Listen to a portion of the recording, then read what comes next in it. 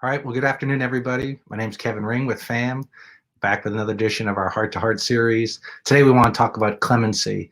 Clemency is an important authority that presidents and most governors have to shorten the sentences of people who are serving in prison, or to grant pardons, which is to basically wipe clean their records and let people get on with their lives and have a second chance.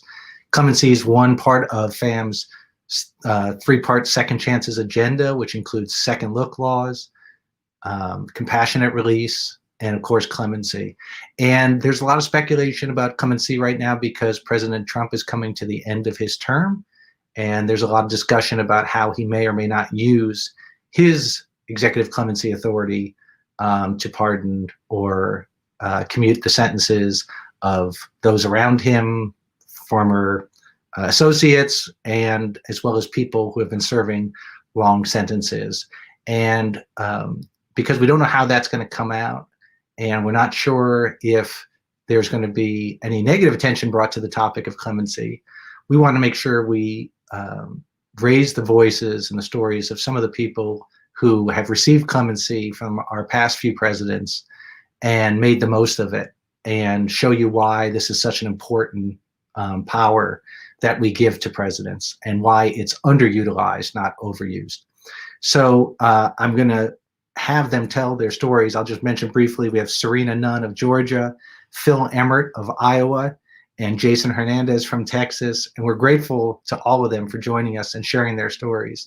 And I want to start with you, Serena. If you can just tell folks, how you got in trouble, how you wound up in prison, and how you got out.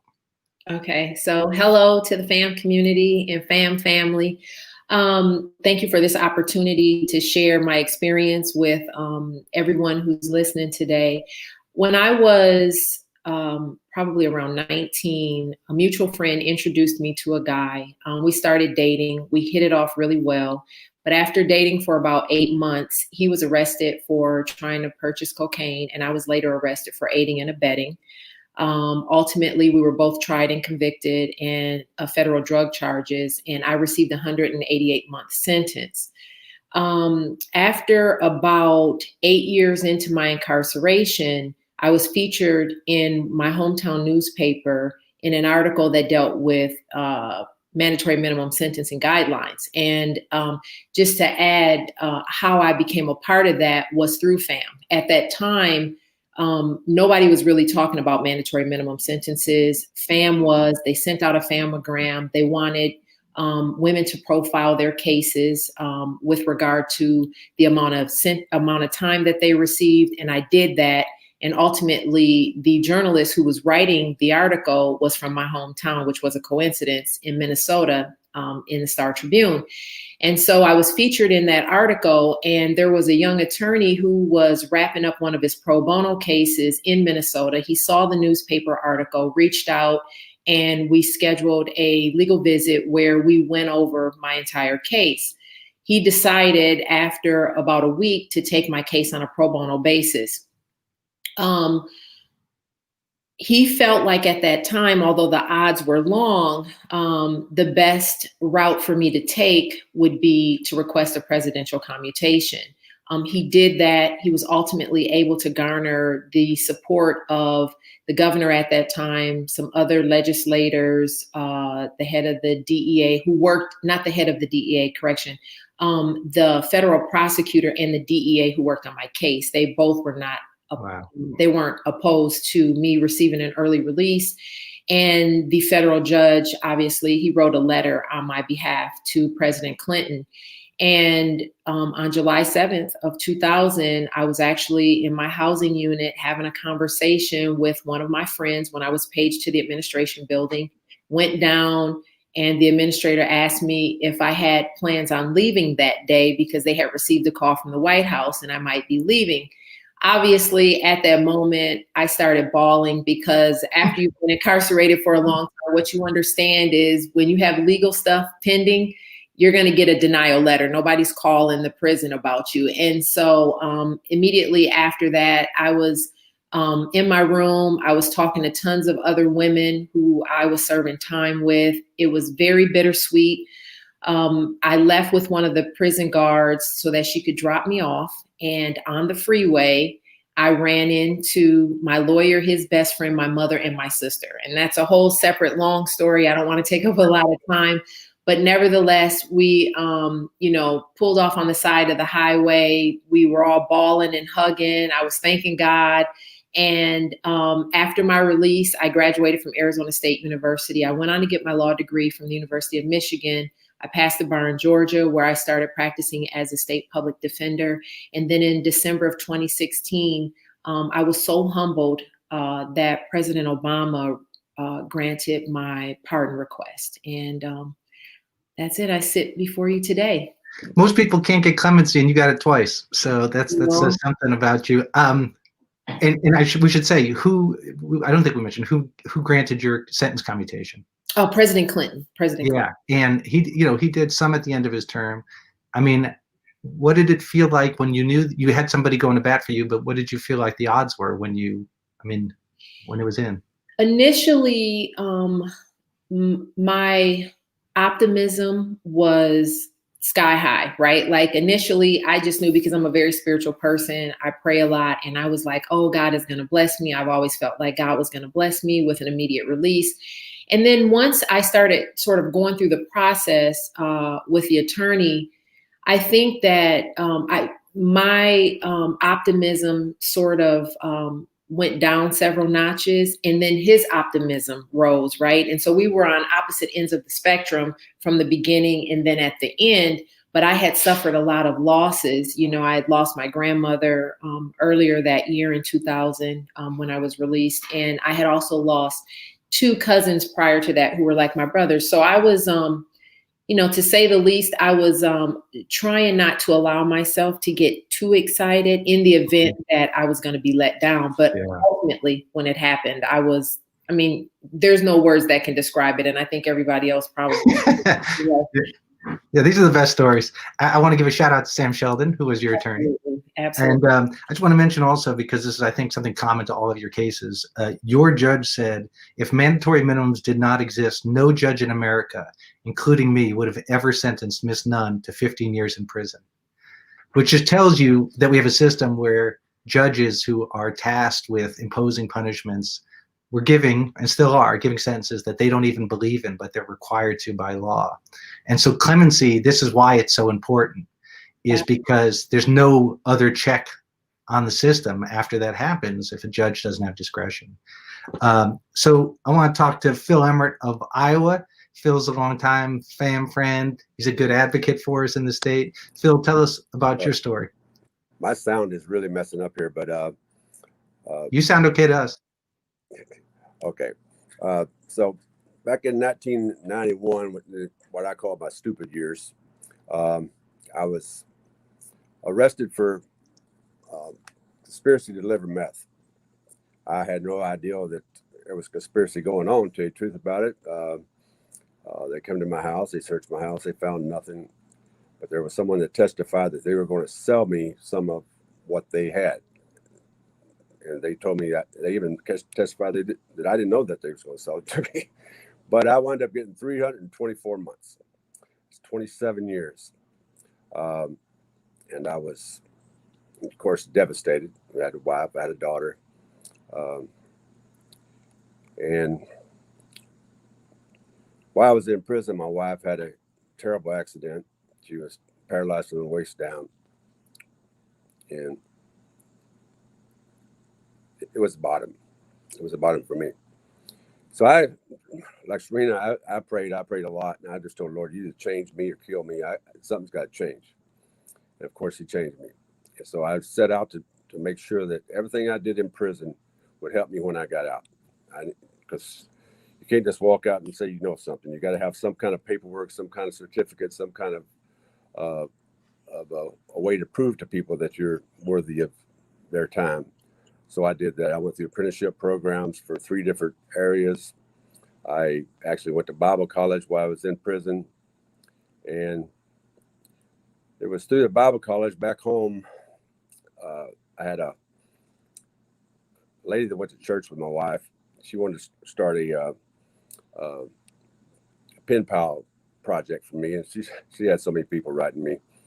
But her daughter also wrote me, which happened to be living in Washington, D.C. She works for the EPA, and she suggested that I apply for clemency.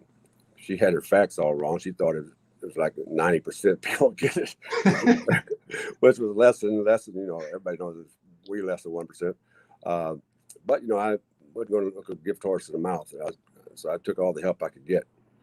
And boy, did I pick the right person to help me, because she went to bat big time. And FAMM started helping me. I met Mary not long after that in Duluth, Minnesota. And then got a great law firm, Crowell and Mourning, which is huge. That took on my case pro bono. And like Serena, I wasn't going to get my hopes up too much, so, because I knew the odds. I just couldn't afford to do it. But and there was a few letdowns. I know that one Christmas went by when, of course, which is usually when they like to grant clemencies, and it went by, and I didn't hear anything. So truthfully, I wasn't even thinking about it come up next Christmas. But like Serena, I got a call to the administrative office. She's smiling. I know she knows exactly that feeling. And I went over there, and there's two ladies that actually kind of set me up. They had just real sad faces. They said, "You need to call your lawyer." I said, "Well, don't be sad. I know he's going to call me one of these days and tell me I didn't get it, But I called him, and he told me I was going home." When was that? That was in 2006. I actually I had to stay another 30 days in prison. I didn't get out to January 2007. But as soon as he told me that, first of all, he said, asked me how I was doing. I said, "Well, I'm doing okay. How you doing?" He said, "I'm having the best day of my life." And I remember thinking, "Man, I'm glad you are, But he said, "But the reason I'm having the best day of my life is because you just got President Bush has signed your papers and you're going home." And of course, I bawled like a baby too. I don't mind admitting it. And I couldn't wait to get out of there and go call my wife and talk to my daughter. You were sentenced to 27 years. How many did you end up doing? 14 years, 4 months, and 4 days. But who's counting? Yeah. And I guess I was sentenced 27. Then there was a reduction in sentence. It reduced it down to a little bit over 22 years. But I got to tell you that little time, I'm not a young man anymore. That little time meant everything in the world to me to get started all over. So I had to start all over. And all those things the plan that I planned while I was in prison to get out, and I actually planned right where I wanted to go to work, because I knew exactly what they needed, was at the VA hospital. And I got my license at HVAC. I got my license for boiler operation, and I also learned how to work on Johnson controls. And I got hired 3 weeks out of prison. Amazing. I started out in housekeeping because I wanted to get my foot in the door, and it wasn't 6 months later that I got the job as HVAC. And now I'm the acting facility manager at the VA here in Iowa City. It's been a blessing. It couldn't have happened. I truly believe if I had another 5 years service, this wouldn't have happened. I'd been too old. I wouldn't have been viable for a lot of people, But winning the clemency is like winning the lottery in the justice system. And with President Bush, he did very, very few. And I was just going to say that. Yeah. I mean, to get it for him, it was amazing. But God moved people's heart, and I truly believe it. God knows who to put in your path, and He put some really good people in the path. So I had my judge, after saying no, he finally turned around and said, "No, I think he has served all he needs to serve." The prosecuting attorney's office also turned around and said that I've served all I need to serve. Senator Grassley first said no. A year later, he turned around and wrote a letter. Said it's the first one he's ever wrote. I remember him asking me not to tell anybody. Well, too bad. when you do something good, you need to be told about it. Yeah. He's changed. Yeah, even the local sheriff's department was writing letters for me, trying to get me out. So all these people that were dead set for me to go to prison now dead set for me to get out. That only happens when God moves hearts. Yeah, amazing. President Obama, one thing he asked me when we were sitting at the table, I think Serena would have remembered this, is, he said, what to look for? I said, well, I like to look for what people do in prison, where they work, but don't ever underestimate one act of kindness to change somebody's life. It could change their life in a way they never expected it. Because everybody's been commuted. I think everybody has an obligation to make their life shine. And they're going to look out. They don't want to hurt anybody else that has these chances. And it does hurt. If you do something wrong, it does hurt. Hey, you're stealing all my questions. Okay. So hold on to that for a second. Okay, I will. I want to get to Jason. Jason, like Serena, you were young and you got a mammoth sentence. How did that come about?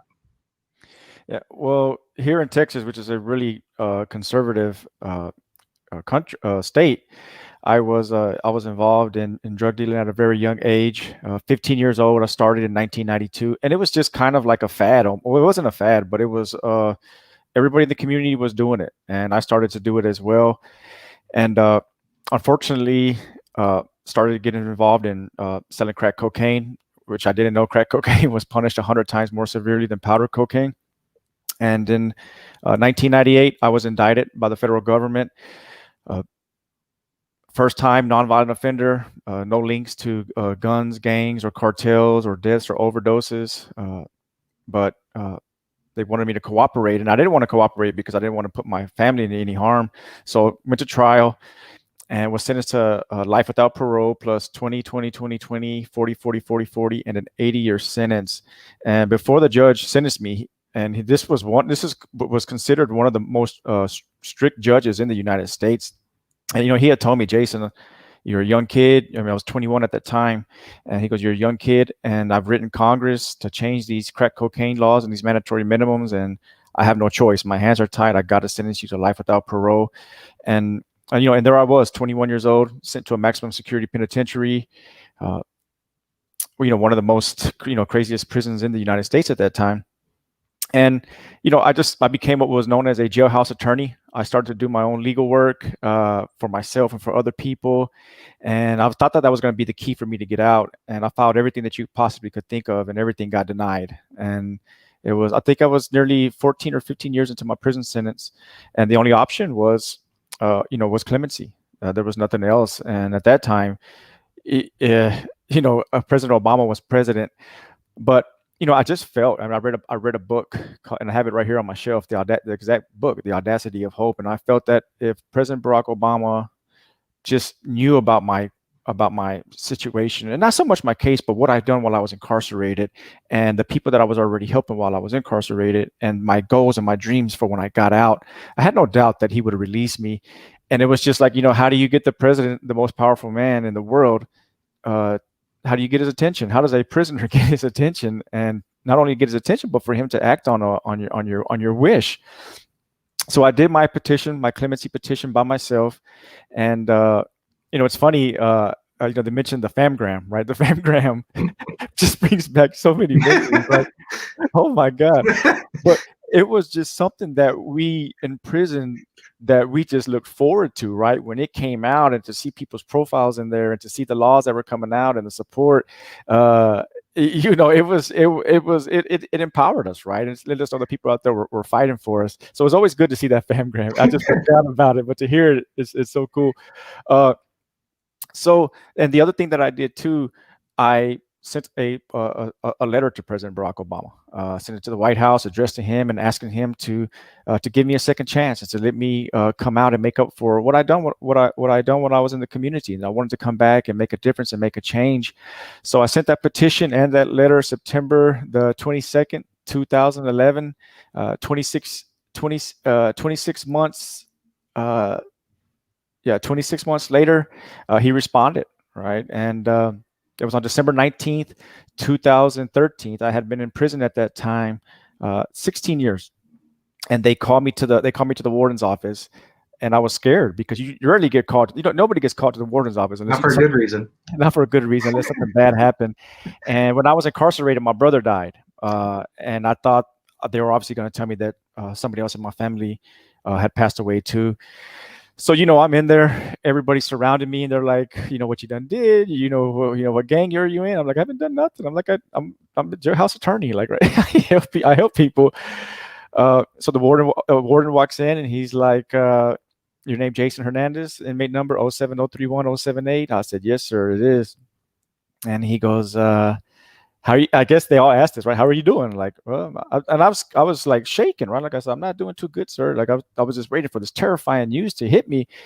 And he goes, well, I have an executive order from the President of the United States, Barack Obama, commuting your life sentence plus 320 years down to 20 years. And you're no longer going to die in prison. And I looked at him and I said, you're bull crapping me, right? But I cussed. And he said, no. Then he turns around this paper. I see Obama's name, the gold seal.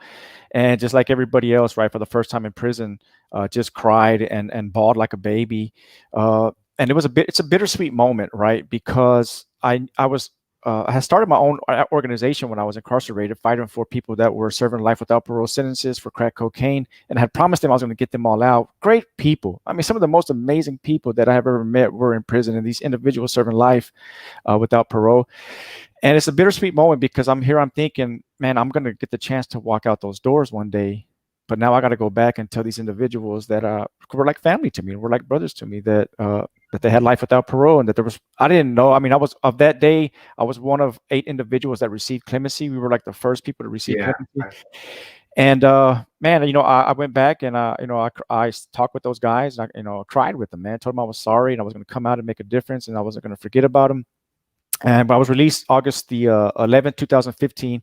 And since then, I've been considered like a clemency consultant. I've helped people receive clemency that were serving life without parole through the Obama administration.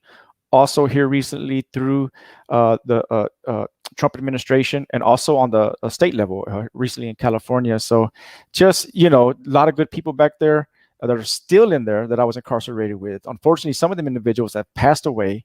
But there's still some that are alive that I believe that are more worthy and deserving of clemency than myself. And I'm hopefully that they receive it, if not with this administration, with the one coming in. Yeah, I mean, I'm moved by all those stories, and it's I can just imagine how that feeling must have been to get called in. One thing that I saw Serena and Phil nod when you said about the good people that you met in there. And so one of the things that the reason we're pushing the second chances agenda is because it's easy for someone like you to get a life sentence because you didn't cooperate or do something because the laws are so strict. And then there's very few mechanisms to get people out. And I thought the same thing. I was only in prison for a year and a half, but I felt like if anybody walked through the compound, they could have seen the people who had changed their lives and were now helping others, or they were working hard, or they were going to school. They'd made the break and they were ready for their second chance. And every day they spent there was going to be a waste of just warehousing them. And that wasn't everybody. There were some people there who weren't ready to, I thought, to come out necessarily. They still had some more time. But talk about that. I mean, Serena, with you, I mean, the women you saw, I mean, I don't have to know the percentage, but like, you must have had survivor's guilt as well, which is what everybody calls it. When you come out and you leave people behind that don't need to be there. What was that like? Very much so.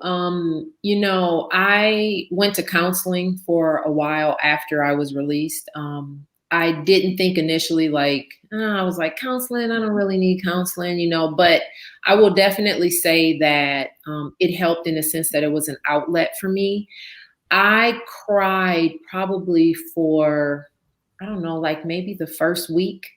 And I know that you know this, Kevin, but my younger brother's been incarcerated since 1995 in state prison in Minnesota. And I think that out of, most of my immediate family members and my close extended family members, he understood the bittersweet that I was experiencing, because when I left, I left behind my sisters, and it was so difficult because here are these women that you've been serving time with for years. It's like you've gone from one facility, maybe to another facility, based on programming and things of that nature. But you literally had to walk away and leave them. And it was like, I wanted to just bring everybody out. Everybody, I wanted the whole prison to walk out with me. And I can tell you, seriously, Kevin, like when I got ready to leave, you know, I had made up my mind at one point,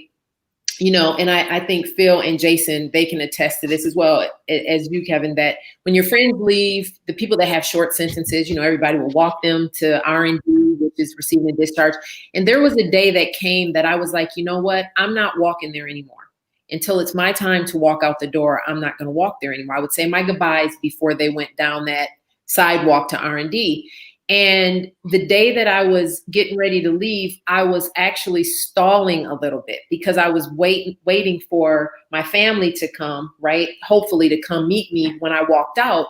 But all of the women in the prison was like, everybody just gathered in the open space right in front of the foyer that leads you, you know, outside. And it was just sad. My friends cried and I cried with them as well. And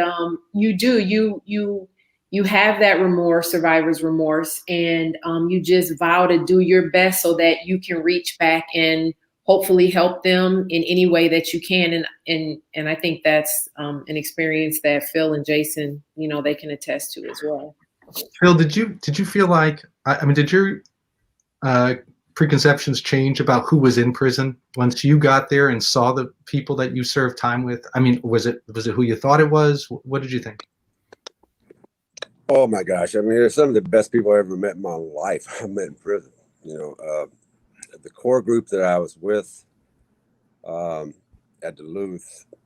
It's amazing to watch what they've done after they got out and went on. I mean, a good friend of mine just got his doctorate in Chicago. He's leading anti-gang task force. He's head of the YMCA. He's an amazing individual. Pastors, like 3 or 4 pastors that came from people I was in prison with. And, you know, those people were good in prison. They didn't just get good out of prison. They started there. And yeah, it was amazing to me. And most people that go into a prison for volunteering, their minds, hearts are changed right off the bat as soon as they get to know people. You know, they're brothers and sisters, fathers and mothers. You know, they're just like you and me. Now, the prison system will try to make you think that you're less than a human being, or less than worthy. But I just stuck it in my heart. No, they're wrong. You know, and I just wanted to be back out and be a part of society, be a help. Everybody wants to do that. I think every prisoner just wants to be back in the community, you know, and doing something that would benefit the community. Yeah, they were really, really good people in there, Jason. Yeah, Jason. Kevin, I mean, did I didn't know. I remember, like I said, I was only there a short time, and Serena, that experience of, you know, it's somebody's time to leave and everybody's so excited for him. And when I got there, I was like, what is everybody so happy for this person for? Like, I don't get to go, but they're like, no, that means your day's closer, right? And so you had to learn that. And then I thought it was like a very sweet tradition to just be happy for the person who was leaving. Jason, I mean, but did you feel, I mean, you had a life sentence and you were young. Did you feel like this day's never going to come for me? Did you lose hope that you might get out? And also you were young. I mean, had you matured, had you thought, I needed some time, I was on the wrong path? I mean, how did you process that, being so young and having such a long sentence? Well, I'll admit the first 4 or 5 years I was in prison, I kind of did give up hope.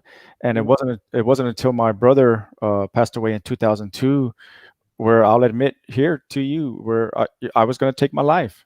And I was in my cell. We were on a lockdown, and I just got out of my bed and I said, you know what? I'm not going to take my life. I'm going to get my life back. I'm going to make my brother's death mean something. I'm going to give it purpose. I'm going to live every day like I'm going home tomorrow. I don't know how it's going to happen. I don't know when it's going to happen, but I know that if I don't give up and I don't give in, that the world, God will show me and put people in my life and put me around circumstances to make that happen. So it was just, you know, and I believe that from 2002 up until I received my clemency, I did not, of course, you know, I had my ups and downs, but I lived like I was going home tomorrow, and I started preparing myself. I started taking class just like Phil did, paralegal studies, culinary arts, welding, electrician, because I was like, you know, I'm going to go home. I know I'm going to go home and I'm not going to sell drugs again. So I need to get a trade. So that's what I did. And again, just fighting every day, in and out, and not just for myself, but for other people as well. So again, so just some, I got my GED, all my certificates were taught to me by people that were serving life without parole. Great people. And, the people that, you get this perception of somebody serving life for drugs. You think of Pablo Escobar or Chapo Guzman, and these people were nothing like that, right? These people were some of the most humblest people that you could ever think about. And President Barack Obama, and I always tell people this, President Barack Obama said one day, if he would have been born in circumstances like we were, he could be in prison just as we were.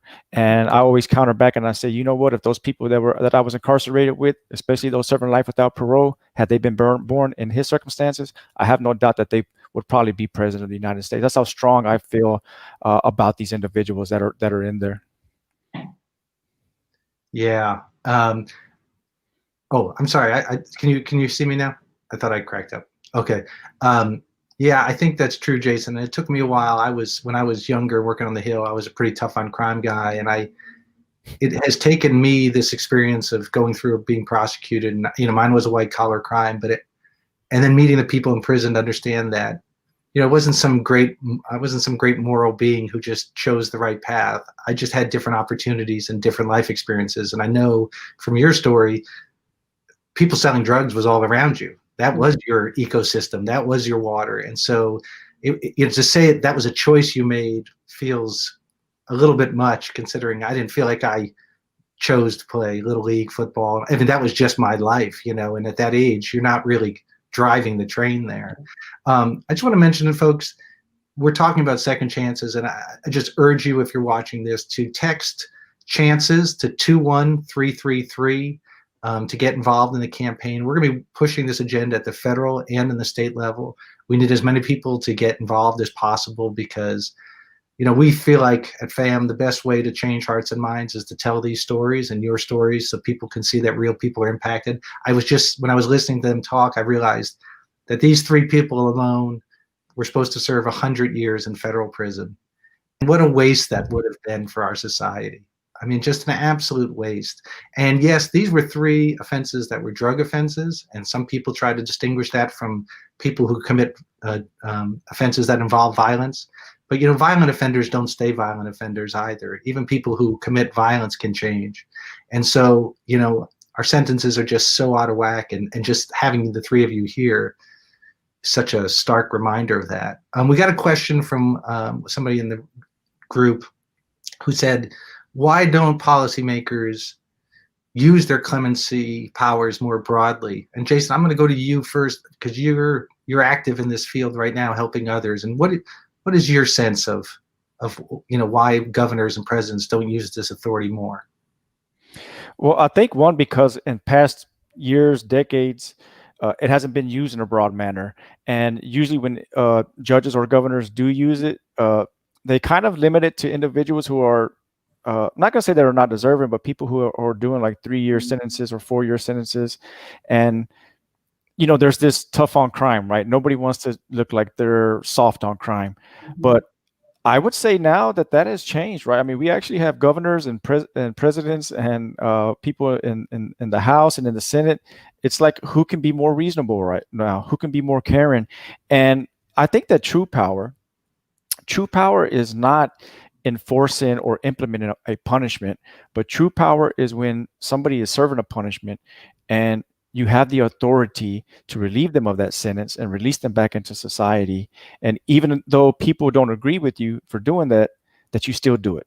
That is true power. Power is not enforcing punishment. Power is knowing a punishment should be probably enforced, but that you rescind it or that you don't execute it. So I think and that's what it is. I mean, I think that now the war on drugs, we know that it's a failure.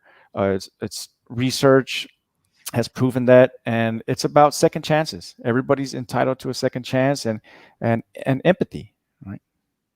Yeah. Well, and I just think, if somebody commits a high-profile crime, everybody hears about it. President Obama commuted 1,715 sentences.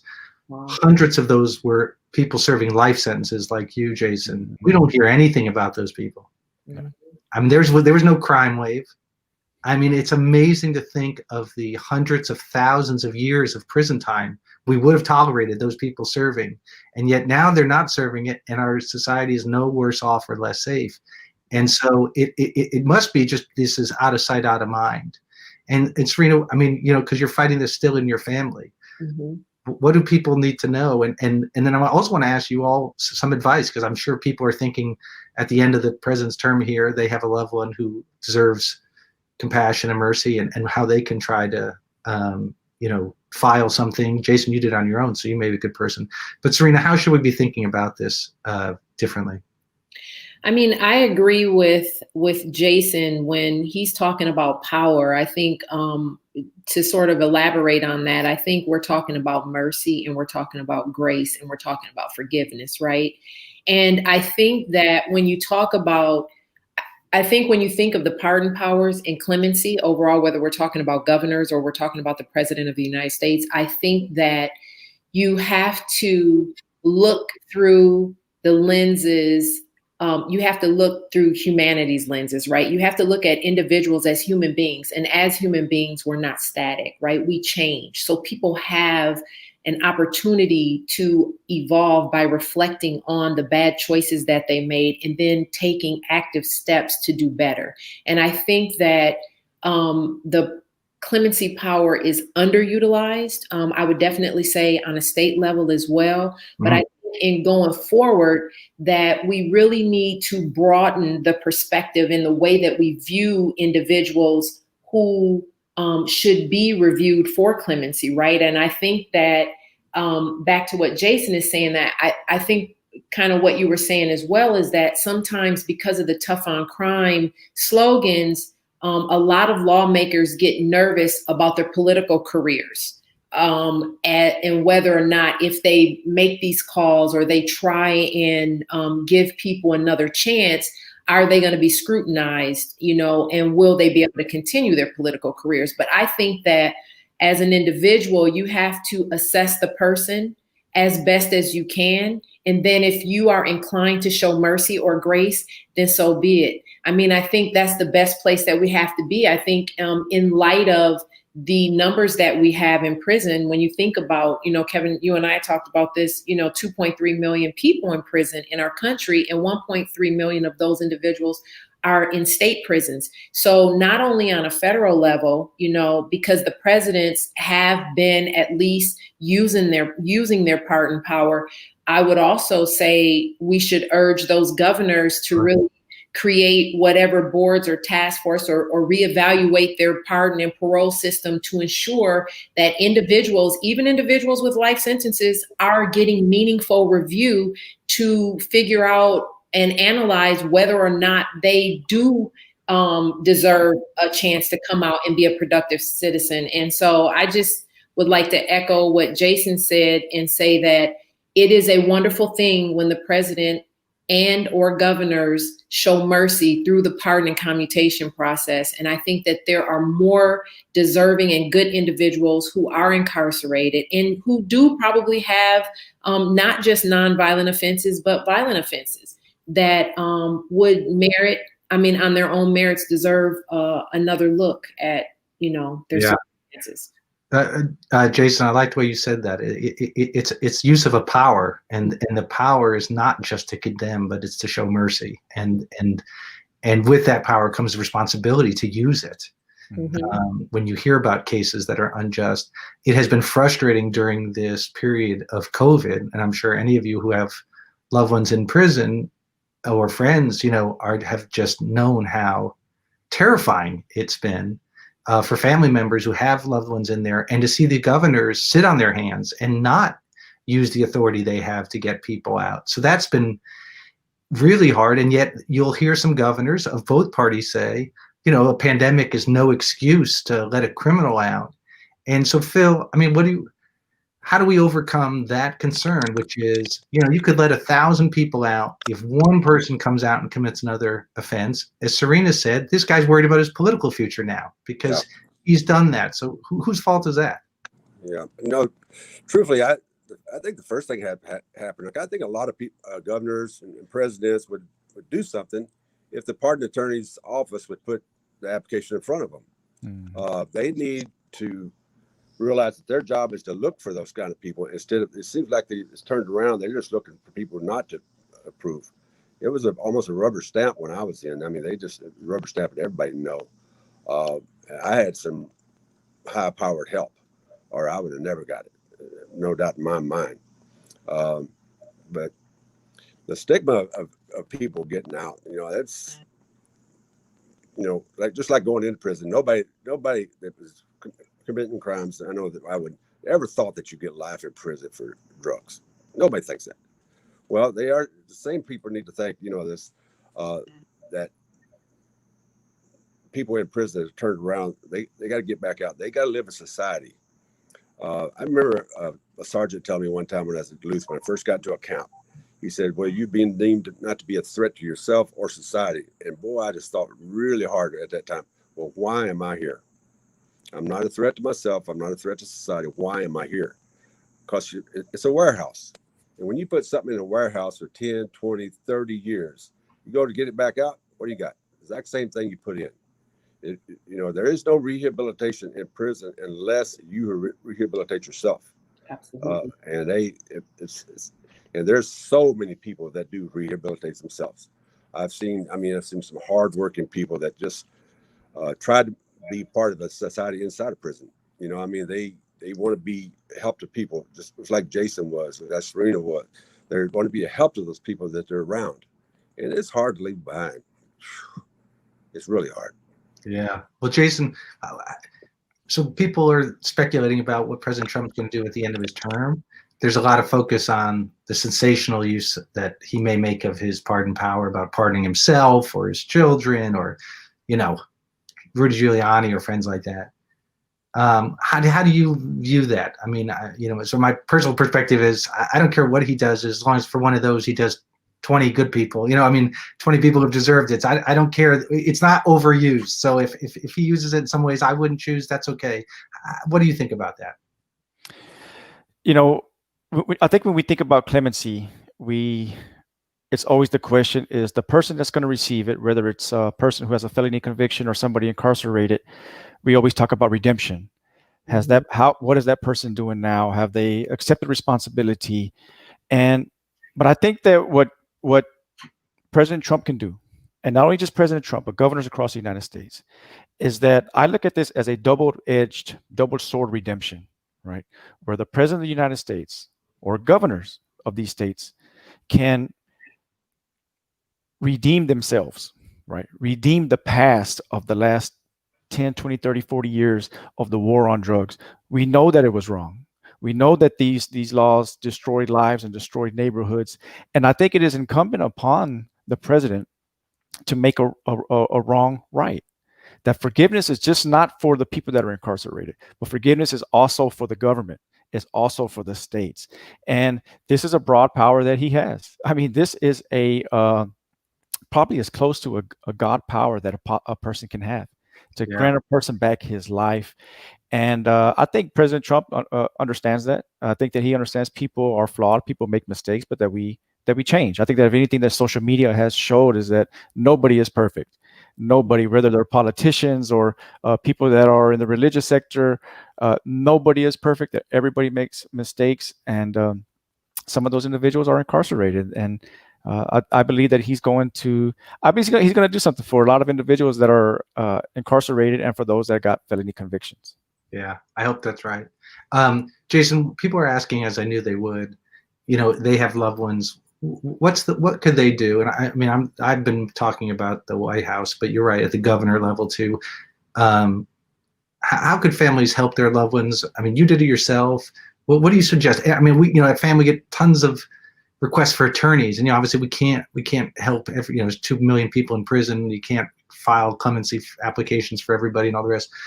How do people decide whether it's worth pursuing, whether they think they're within the ballpark of somebody who might get clemency, and then how about going about how to do it?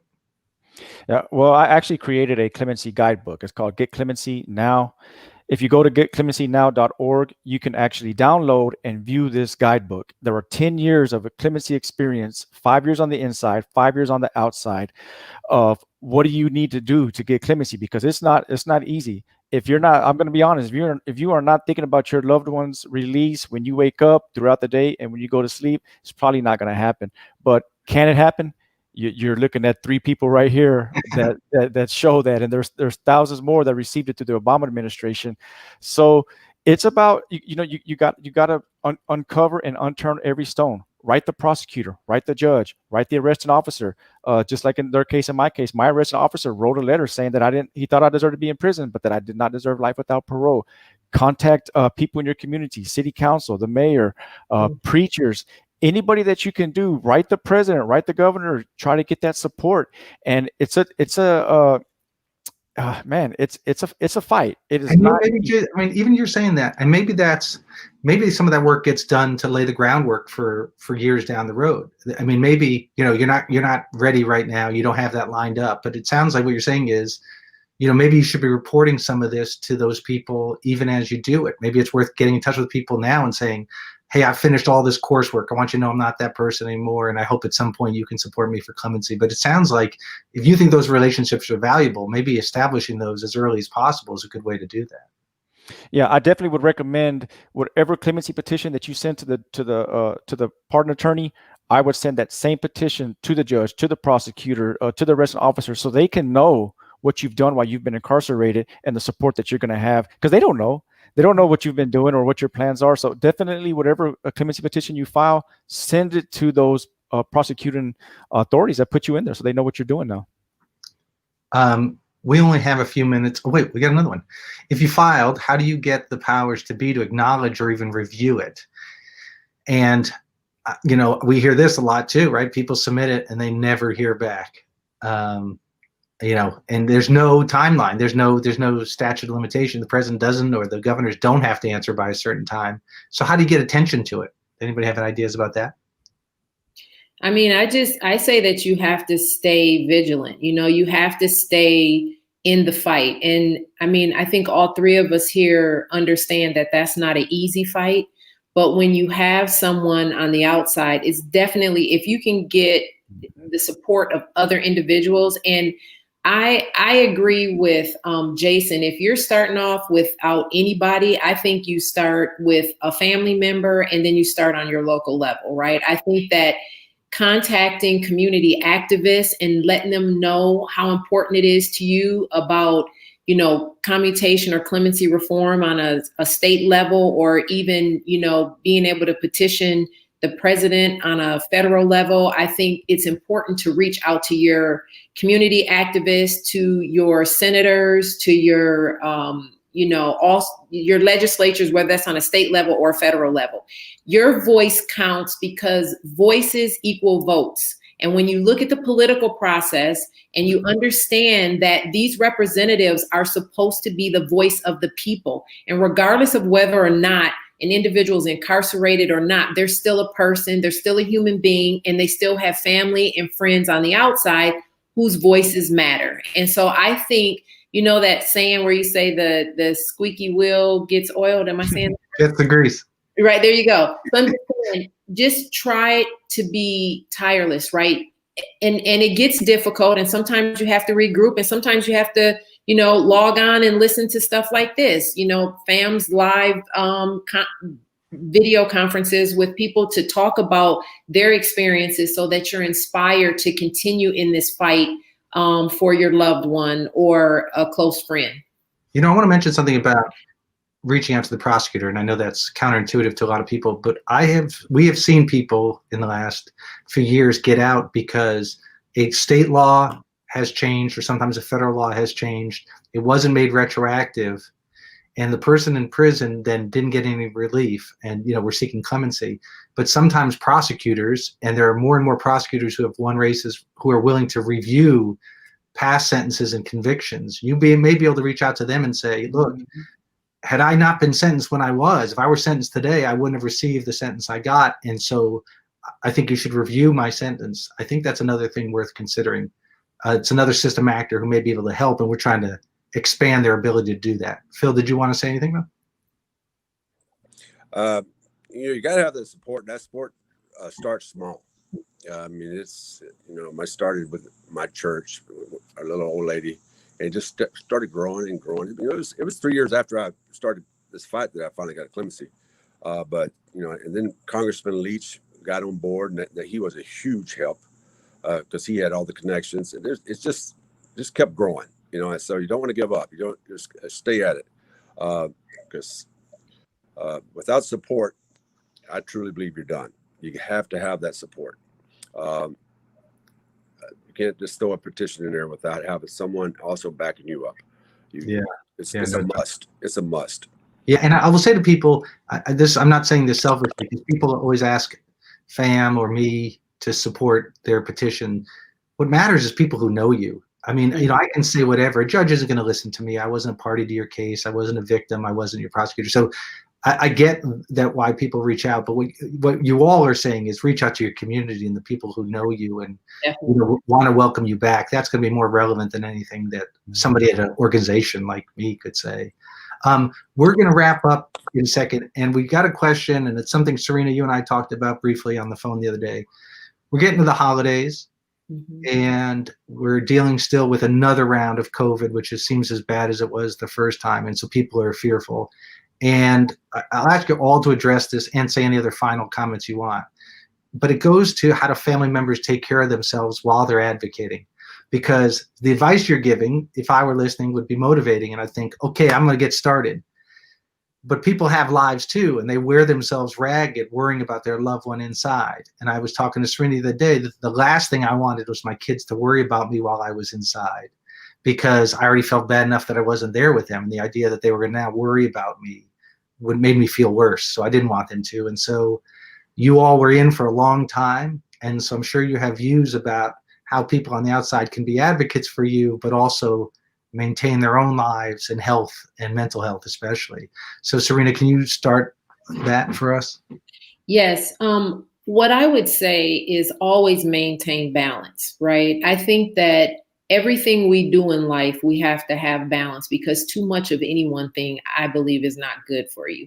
And so if you don't take care of your mental health or your physical health, you probably will find yourself running out of gas trying to advocate for somebody else, right? And I think that we also have to be very mindful during the pandemic with regard to COVID.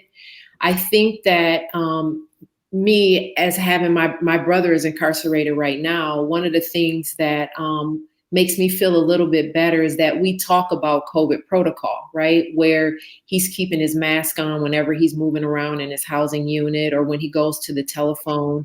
And we sort of have a check-in process that we do with our family to make sure, he's fine. Every couple of days, he'll reach out and let someone know he's okay, or by email.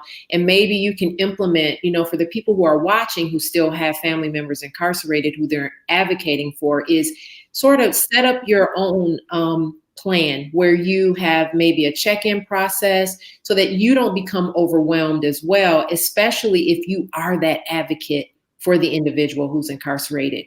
You have to take care of yourself. It's sort of like being on the airplane where they tell the parents, put your mask on first before you put the mask on your kids. It's hard to resist the temptation to want to put it on your kids first, but you can definitely help your child better if you're taken care of. And so I would suggest that you do that as well. Make sure you're taking care of yourself so that you can then be able to continue to advocate for your loved one who's incarcerated. Jason, what would you say about that? I would say for the people that are, fighting for your loved ones, and usually it's always one person that's doing it for their loved one, whether it's the mother or the wife, I would say get you a team, right? Whether that team is other family members, people in the community that you don't know, have that support. And, look at FAMM, right? Families Against Mandatory Minimums, right?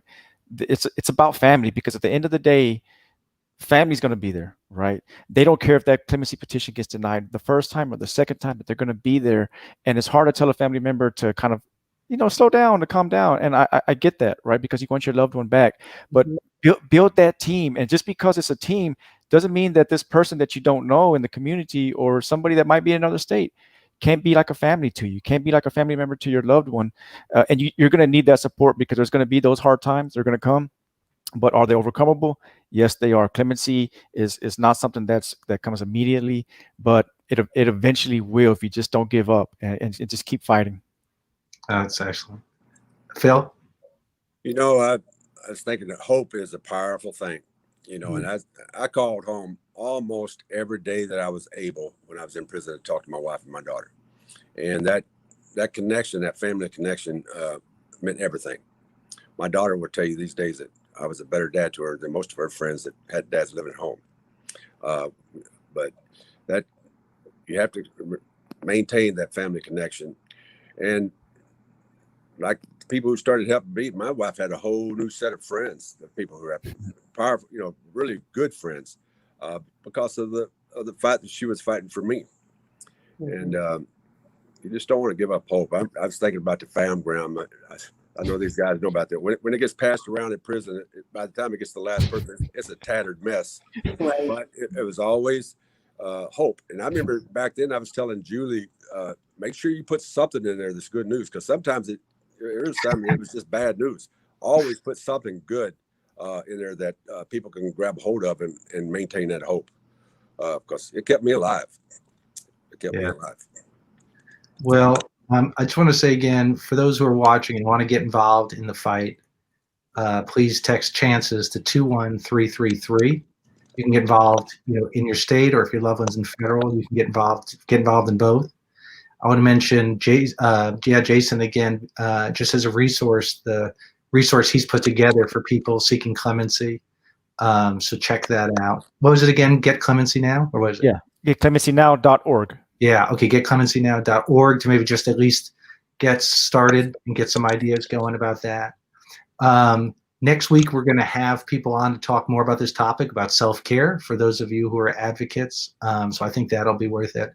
I just want to say as we close, I mean, every time I talk to people who have been in and then achieve things, it's always really moving for me. And especially today, I mean, I don't know how anybody can't be inspired by your stories. We're sitting here with the three of you who are doing such great things. And I mean, the idea, Serena, that you know, got out, went to law school, and then had to, you know, to become a lawyer so you could fight for people, and Jason and Phil both reaching back to the people who left inside. And I know Phil, because I've been with you out in Iowa lobbying for state reform.